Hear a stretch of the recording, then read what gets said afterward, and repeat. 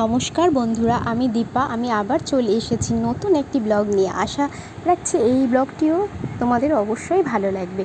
তো তোমরা দেখে বুঝতেই পারছো আমি একটা কোথাও যাচ্ছি।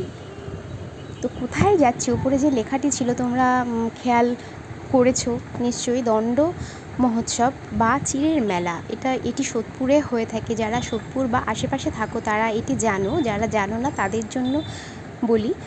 আজ থেকে প্রায় 580 বছর আগে শ্রী চৈতন্যদেব এই গঙ্গা দিয়ে যখন যাচ্ছিলেন, তখন গঙ্গার পাড়ে একটি বটগাছের নিচে এসে উনি বিশ্রাম করেন এবং চিড়ে আর দই মাখা খান। আর এই সঙ্গে সঙ্গে ওনার সঙ্গে যারা ছিলেন ভক্তরা তাদেরকেও উনি সেটি দেন। সেই থেকে প্রত্যেক বছর ওই দিনেই এখানে আর চিড়ে আর দইয়ের মেলা হয়, মানে চিড়ে দই মাখা করে সবাই সবাইকে দেয়। এই যে সেই মন্দিরটি, এটি পুরো একদম গঙ্গার ঘাটের ধারে মন্দিরটি এখানে হয়েছে। আর ঠিক এই মন্দিরের লাগোয়াই রয়েছে বট গাছটি, যে গাছটিতে উনি এসে বিশ্রাম করেছিলেন। এই যে সেই গাছটি তোমরা দেখতেই পাচ্ছ, সেই গাছটিকে সুন্দর করে বাঁধানো হয়েছে এবং গাছটির গোড়ায় শ্রী চৈতন্যদেবের মূর্তিকে সুন্দরভাবে বসানো হয়েছে। তো যেদিন চিড়ের মেলা হয় সেদিন অসম্ভব ভিড় হয়, তিল ধারণের জায়গা থাকে না। ওই দিন আমার আসার সাহস হয়নি। তো আমি মেলার ঠিক দুদিন পরে আমি গিয়েছিলাম। তোমরা জায়গাটা দেখে বুঝতেই পারছো। দেখো এখনও সাজানো রয়েছে ফুল দিয়ে, ফুলের মালাগুলো ঝুলছে। আজকে তো পুরো একদমই ফাঁকা, মানে আমি যেদিন গিয়েছিলাম সেদিন বিকেলবেলা ফাঁকাই। আর এইখানে একদম মানুষে মানে গিজগিজ করে সেদিন। অনেক লোক অসুস্থ হয়ে যায়। তো যাই হোক, এইসব ভয়ে আমি কখনো আমার এটা আশা হয়ে ওঠেনি ওই দিন বিশেষ করে। তো যাই হোক, দেখো এই যে গঙ্গার ঘাটের একদম পাড়ে এই যে গাছটিকে নেট দিয়ে ঘিরে দেওয়া হয়েছে। এই গঙ্গা থেকেই যখন উনি যাচ্ছিলেন তখন উনি এখানে এসে নামেন এবং এই গাছের গোড়ায় এসে বিশ্রাম নেন। তো সত্যি জায়গাটি খুব সুন্দর। তো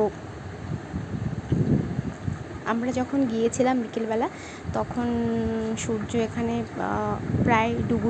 এই যে ছবিটা দেখো, এই ছবিটা দেখলে তোমরা বুঝতেই পারবে যে শ্রী চৈতন্যদেব বটগাছেতে, মানে বটগাছের গোড়াতে বসে আছেন আর সামনে তার ভক্তরা সব দাঁড়িয়ে আছেন।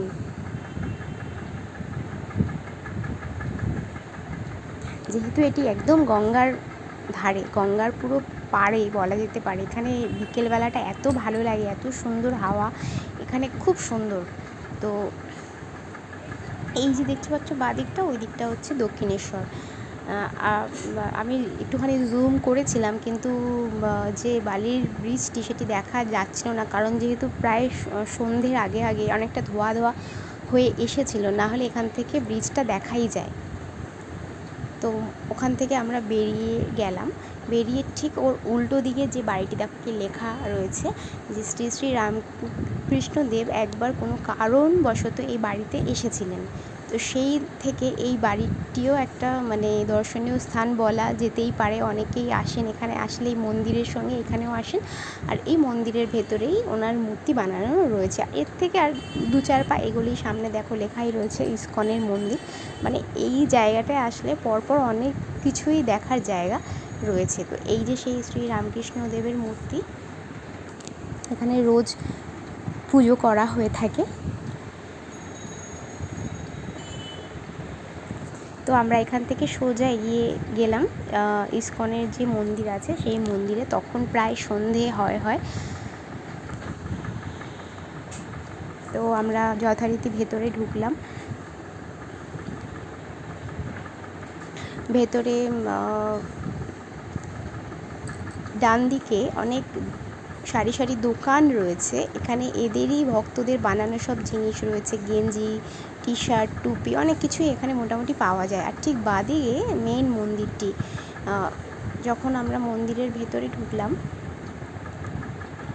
তখন এখানে সন্ধ্যারতির প্রস্তুতি চলছে।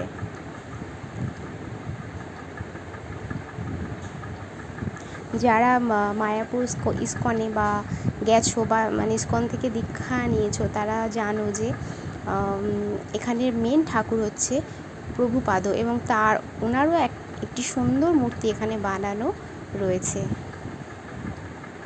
এখানে এই ঠাকুর আছে। আর এই দিকে সবাই তখন সন্ধ্যারতির জন্য প্রস্তুতি নিচ্ছিলেন।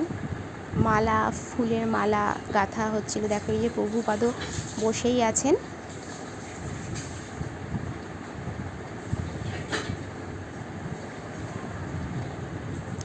ওখানে খানিকক্ষণ দাঁড়ানোর পর আমরা ওখান থেকে বেরিয়ে আসলাম, কারণ যেহেতু তখনও ওখানে কোনো কিছু হচ্ছিল না। তো বেরিয়ে সামনে আরেকটি ঠাকুরের মন্দির, এখান থেকে বাঁ দিকে সোজা চলে গেলে পরেই এখানেও সুন্দর করে গঙ্গার ঘাটটি বাঁধানো রয়েছে।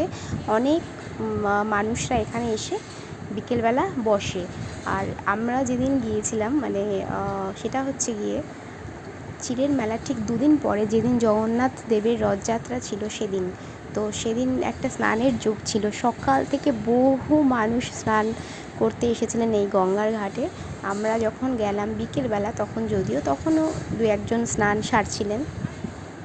এখানে এই একটি শিব ঠাকুরের মন্দিরও সুন্দর করে বানানো রয়েছে। দেখো মানে শিবরাত্রি বা যে কোনো ধরনের কোনো মানে শিব ঠাকুরের কোনো অনুষ্ঠানের সময় সবাই আসে এখানে জল ঢালার জন্য। গঙ্গা থেকে জল নিয়ে সোজা এখানে চলে আসে, মানে ভীষণ সুন্দর ব্যবস্থা করা। আর এই ঘাটটি এত সুন্দর বাঁধানো রয়েছে, দুদিকে গাছ। আর এই দেখছো জায়গাটা হল ঘরের মতো, এখানে কোনো অনুষ্ঠান হলে মন্দিরে এখানেই হয়। এই মানে আমার এই জায়গাটা এত ভালো লেগেছে, মানে মনে হচ্ছিল এখানেই বসে থাকি। সুন্দর করে পাটটি বাঁধানো, দুদিকে গাছ রয়েছে। কিছু কিছু মানুষ তখনও স্নান সারছিলেন তাদের। ভিডিওটি একটু বড় হয়ে গেছে, আমি আর কিছু অনেক বাদ দিয়েছি, তাও আমি ছোট করতে পারলাম না, তাই একটা লম্বা ভিডিওই দিয়েছি। তোমরা অবশ্যই একটু সময় নিয়ে আর একটু ধৈর্য নিয়ে দেখো, আশা করি খারাপ লাগবে না। আর কমেন্ট অবশ্যই করো, যারা নতুন আছো আমার বন্ধু, তারা অবশ্যই আমার চ্যানেলটিকে সাবস্ক্রাইব করে দিও।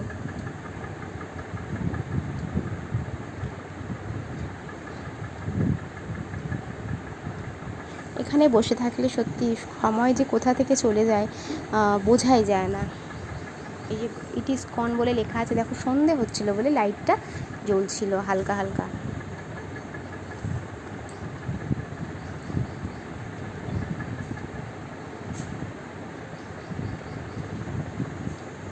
স্নান সেরে মোটামুটি সবাই উঠে পড়ছে, যেহেতু সন্ধে হয়ে যাচ্ছে।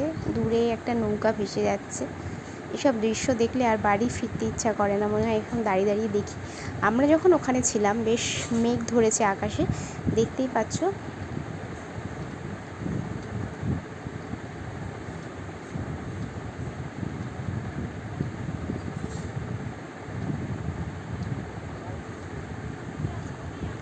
ফেরার সময় ওখান থেকে যখন ঘাটের ওখান থেকে ফিরছিলাম, কাঁঠাল গাছটি শুধু দেখলাম। কি কাঁঠাল না গাছটিতে হয়েছে, তোমরাও দেখলে আশা করি। সে মানে গিজগিজ করছে কাঁঠালে। তো যাই হোক, ওখান থেকে যখন আমরা ফিরতে ফিরতে আওয়াজ কানে এলো যে সন্ধ্যারতি শুরু হয়ে গেছে। তো জানলা দিয়ে দেখার পরে আমরা তাড়াতাড়ি চলে গেলাম। ওই তুলসী গাছকে মাঝখানে রেখে সবাই চারিদিকে প্রদক্ষিণ করছিল, এটাই দেখলাম গিয়ে।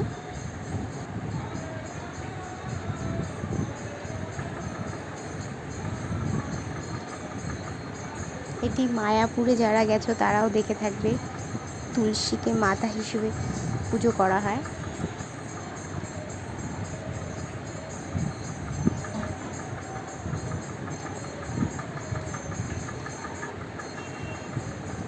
এবার এখান থেকে আমাদের বেরোবার সময় হয়ে গেছে, কারণ প্রায় সন্ধে হয়ে এসেছিল।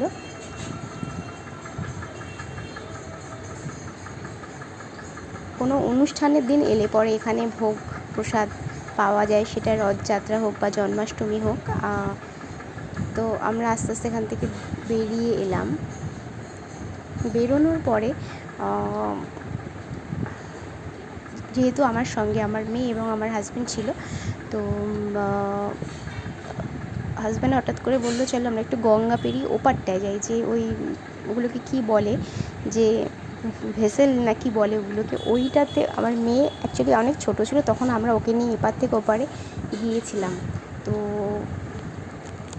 তখন খুবই ছোটো ছিল, ওর মনে নেই, তো ওরও একটু ভালো লাগে, বললাম তাহলে চলো যাই।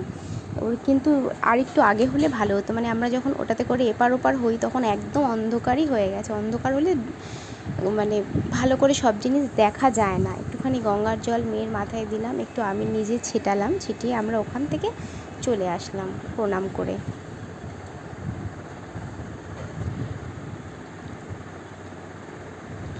এবার এখানে যেটা আমার বলা হয়নি যে চিড়ের মেলা উপলক্ষ করে 15 দিনের মেলা ছিল। যাই হোক, তো আমরা ওখানে চলে এলাম টিকিট কাউন্টারের ওখান থেকে টিকিট কাটলাম। 8 টাকা করে টিকিট ছিল এপার ওপার, মানে একবারের ভাড়া 8 টাকা, মানে 8 দুবার যাতায়াত করলে 16 টাকা। তো ওখান থেকে যখন আমরা এখানে এলাম দেখলাম এখানে গেট পড়ে আছে, মানে আরও ভিড় হবে, তারপরে গিয়ে ওরা গেটটা খুলবে। গেট ওরা খুলে দিয়েছে, তখনও সন্ধে হচ্ছে। তো এখান থেকে আমরা উঠে পড়লাম।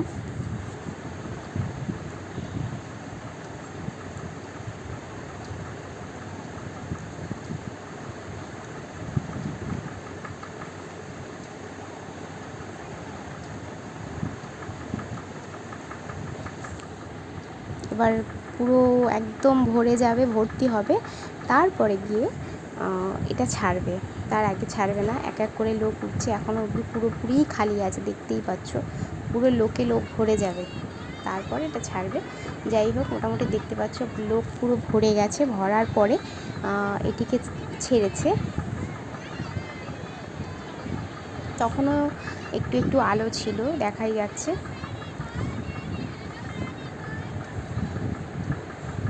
এবার যেহেতু এটা গঙ্গার ঘাট, তো দুই ধারে অসংখ্য মন্দির।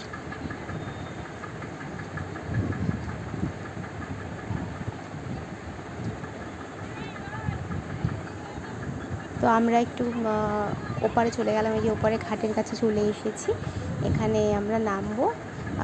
আমাদের এপারটা ছিল সোদপুর, আমরা ওপারে চলে গেলাম, মানে গঙ্গা পেরিয়ে আমরা চলে গেলাম কোন্নগর ঘাটে আমরা চলে গেলাম। তো কোন্নগরে নামলাম, নেমে ওখানে একটু হাঁটাহাঁটি করলাম, করে আবার আমরা ওখান থেকে ব্যাক করলাম। এটা হচ্ছে আমরা আছি কোন্নগরের ভেতরে।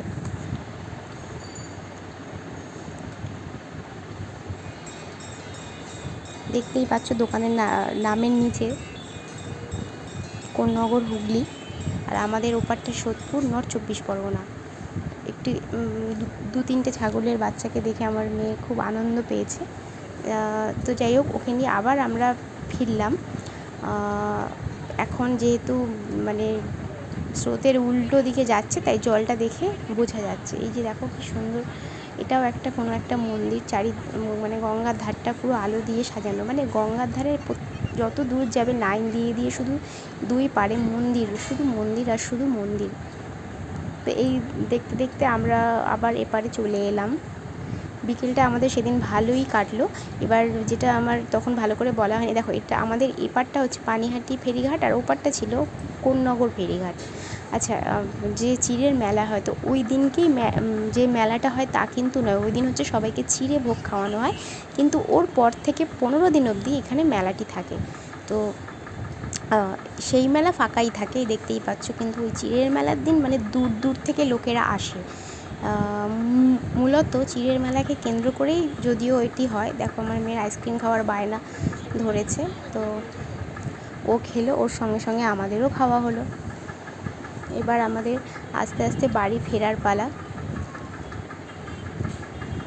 ভিডিওটি কেমন লাগলো তোমরা কিন্তু অবশ্যই জানিও। আশা করি তোমাদের ভালো লাগবে। আর দেখা হবে অন্য কোনো ভিডিওতে। সেদিন পূর্ণিমা ছিল, পূর্ণিমার চাঁদ দেখো। ধন্যবাদ।